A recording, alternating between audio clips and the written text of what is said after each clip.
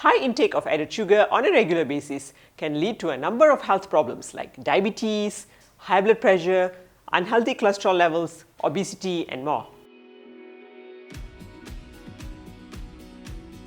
Hello everyone. Today, I'm going to speak about added sugar. Generally, simple sugars can be categorized as natural sugars or added sugars.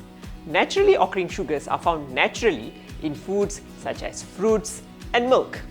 Added sugars, on the other hand, include any sugars or caloric sweeteners that are added to food or beverages during processing or preparation, such as putting sugar in your coffee or adding sugar to your cereal. The intake of added sugar has increased significantly in all parts of the world in the last decades. Unlike natural sugar, which is digested slowly, added sugars are typically processed quickly.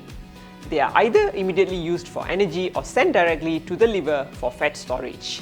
Our blood glucose level drops quickly after eating added sugars, known as sugar crash, that leaves us hungry, irritable, and usually craving another pickup. High intake of added sugar on a regular basis can lead to a number of health problems like diabetes, high blood pressure, unhealthy cholesterol levels, obesity, and more. So how can we reduce the intake of added sugar?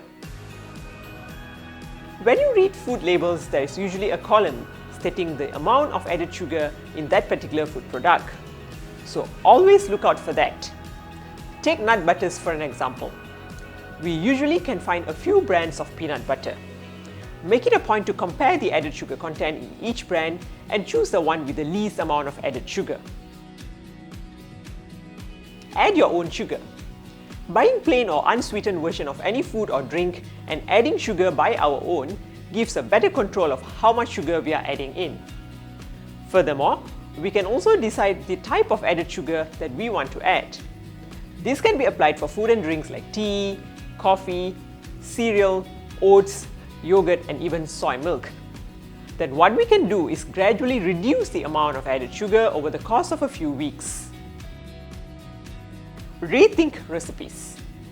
A lot of times, the bulk of added sugar intake comes from food like cookies, cakes, and pastries. We all have this tendency to follow the exact recipe when we bake, right? Instead, what we can do is start experiment with using less sugar than the recipe calls for. Try to cut down the sugar in the recipe by 1/3 to 1/2. Most of the time, you will not notice any difference. Substitute added sugar with healthier alternatives. Replacing added sugar in the recipes with natural sugars help to cut down intake of added sugar. Switch from refined sugar with date paste, applesauce, or even mashed bananas. Not only they help to sweeten our food, but these substitutes also contain a range of vitamins and minerals that is beneficial for our health rather than the added sugar that only provides empty calories. Fruits are our best friend when we want to cut down added sugar intake. Instead of adding sugar to cereal, oatmeal, or yogurt, try fresh fruits like bananas, mangoes, grapes, or dried fruits like raisins, cranberries, or apricots. Many people tend to think that sugar in fruit can do harm to our health. But the fact is, fruit contains natural sugars.